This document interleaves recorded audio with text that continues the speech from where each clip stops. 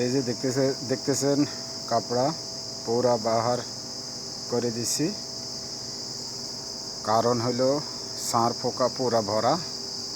রোদ্রে দিলাম, রোদ্রে পড়ে যেতে গরমে পুরা খালাস হয়ে যায়, তো এই জন্যে রোদ্রে দিলাম।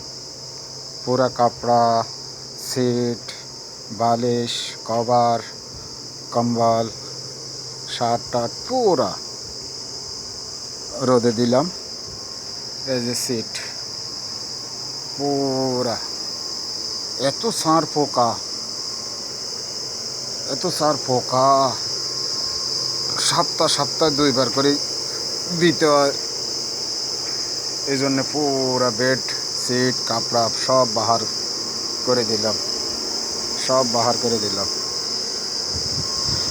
আর রুমে পুরা স্প্রে মারলাম। তো একজনে রোদে দিলে তো আর হয় না, পুরা যাইতেছে না। সব রুমের অন্তত 4-5 জন থাকতেছে, একজন রোদরে তার বেড কাপড়া দিলে কি হয়।